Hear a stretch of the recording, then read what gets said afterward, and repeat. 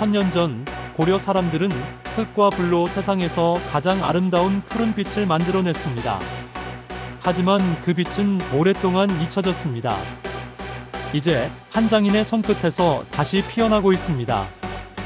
도공으로 입문한 지는 벌써 50년 세월이 지났는데, 제가 어릴 때 이제 한학을 하면서 서예를 이제 배우고 문방사보를 익히면서 벼루를 대할 때 바른 마음과 바른 자세로 해야 된다는 그 교육을 받으면서 이제 서울에 올라와 가지고 한림서당을 설립한 적이 있었습니다. 그때 이제 학생들을 지도하는 과정에 벼루라고 하면은 까만 오석으로 만드는데 보기에는 아름답지 않아 가지고 찬란한 청자로 벼루를 만들면은 얼마나 아름다울까 하는 생각을 가지면서 벼루를 만드는데 제가 신경을 쓰게 됐습니다. 이제 그 후로 청자 벼루를 5년 만에 이제 성공을 하고 서울특별시 공예대전에 이제 대상을 받게 되는 그 동기를 삼아서 지금까지 도공으로 오면서 대한민국 청자 명장까지 얻게 되었습니다. 한때 세계가 사랑했던 고려 청자. 우리 문화의 대표라고 하면은 고려 청자를 들 수가 있는데요. 고려 청자의 그 신비라고 하면은 청자 기와가 그 고려 의종 때 만들어졌는데, 그때 그 고려사 의종편에 보면은 청자에는 신비한 기가 있느니 첫째로 나라의 애우를 면하고, 두 번째는 화재를 남대문과 같은 우리 국보가 손실되는 일 없이 화재를 면하고 낙뢰를 피한다고 하는 그런 신비가 있습니다. 근데 청자를 만드는 것은 우리나라뿐만이 아니고 중국과 일본도 만드는데, 중국과 일본에는 우리 청자와 같이 그 찬란한 빛깔이 나오지를 않습니다. 그래서 일본이나 중국에 있는 도공들이 한국에 와서 저한테 한국의 물과 한국의 흙, 한국의 유약을 가지고 와서 자기네들이 만들지만 그 성공을 우리나라와 같이 찬란한 그 빛깔이 나오지를 않는 것을 보고 저한테 그 질문을 하더라고요. 그 이유는 참 신비롭게도 그 찬란한 빛깔이 나오는 것은 자연의 힘이라고 봅니다. 자연의 힘이라는 걸 뭐냐면은 기후라든지 모든 그 환경 문제라든지 이것이 우리나라에만이 천혜의 그 혜택을 받아서 발달돼 옴으로 인해서 그 세계적인 그 문화가 발전되었다고 봅니다. 그 고려사 의종편에 보면은 아까도 말씀드렸지만 그러한 그 세 가지가 있는데, 청자를 이렇게 만들어 봐도 그 어떤 사람은 그 아름다움을 빛에다 견주어 보고 그러는데, 저는 거기다 견지질 않고 참 그 비가 하늘에 구름이 끼고 비가 오는 그 다음에, 그래서 우가 청천새 비가 지난 다음에 맑은 하늘의 빛깔이다 하는 그 맑은 하늘의 빛깔은 정말로 상상만 해도 참 얼마나 시원하고 아름답습니까? 그러한 그 신비의 그 빛깔을 우리 청자에다가 담는다고 하는 것은 우리 문화가 대표가 될 수밖에 없다고 봅니다. 청자는 무궁무진한 능력을 가지고 있는 것으로 다양한 곳에 적응할 수 있다.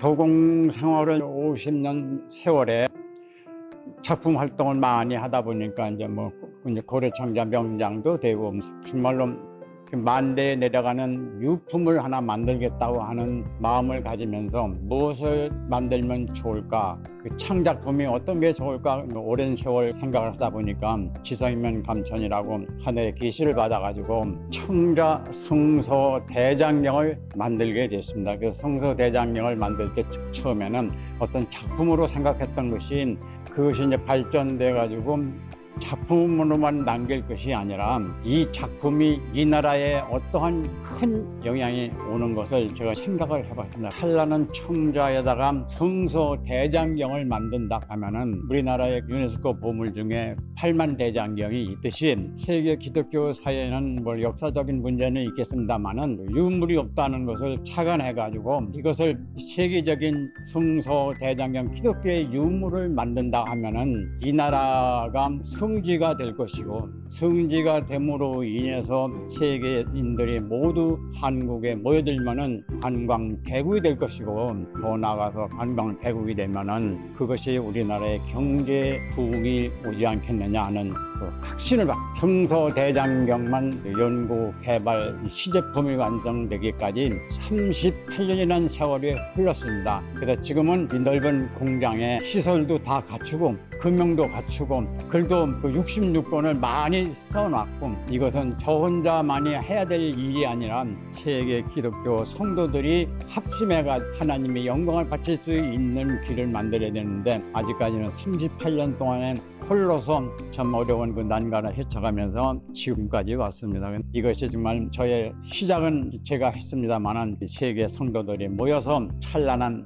불의 심판받아서 찬란히 빛나는 성서대장경이 정말 동방의 예루살렘 대한민국에서 복음의 종소리가 세계에 울릴 날이 머지 않다고 봅니다. 지금 바라건대 우리 대한민국 성도들이 여러분들이 모여서 같이 했으면 하는 바람을 가지고 있습니다. 성서대장경은 고려 청자의 색을 표현한 판으로 만듭니다.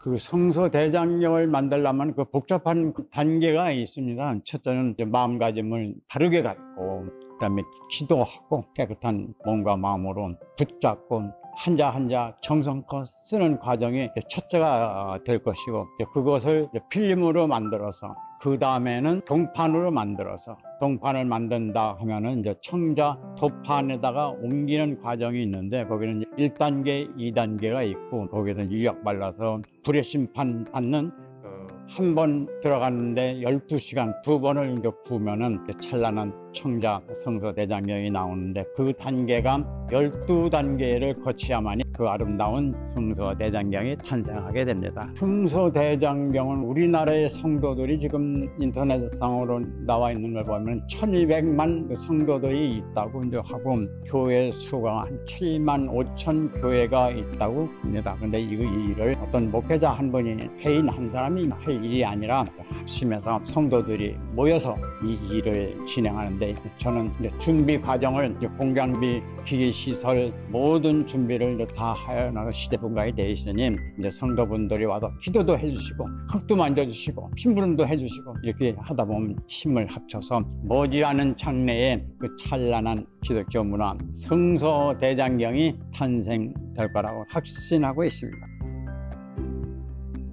세계역 4문화도시 조성 사업을 통해 우리는 한국의 찬란한 문화유산을 세계에 선보일 수 있는 소중한 기회를 맞이하고 있습니다.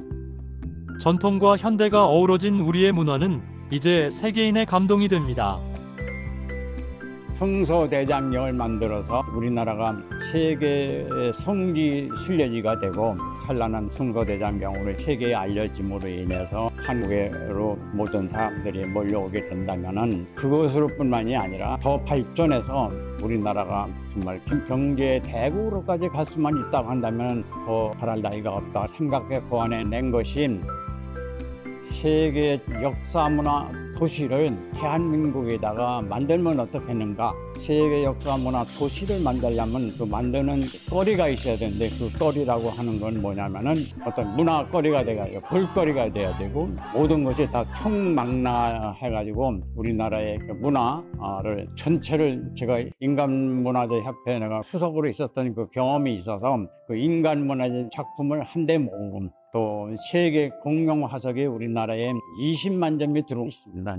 그 사람이 저한테 와서 세계 역사 문화 도시가 만들어진다면 그거를 그 문화단지에다 내놓겠다는 얘기도 하고, 또 세계 박물관을 세우고, 세계 박물관을 세운다는 것은 예를 들면 스위스 하면은 시계 공장이 들어오고, 또 불란서 하면 화장품이 들어오고, 이태원 가방도 들어오고, 세계 각국은 다 못할 망정 한 12개국 정도 그 나라 문화 대표인 박물관을 세워서 세계 역사 문화 도시가 만들어지는 거리가 된다고 저는 확신하고, 지금 그래서 후보지를 저 임진강서부터 제주도까지 3번을 답사하면서 후보지 3곳을 점지해 놨습니다. 임진강 너머에 홍반마을이라고 하는 그런 넓은 땅도 있고, 영종도와 가까운 방화도에 그 넓은 땅도 있고, 서천에 큰 그 바닷가에 큰 땅이 있는데, 거기는 서천뿐만이 아니라 바다 건너가면 군산이요 새만금이라고 하는 앞으로의 국제도시가 될 수 있는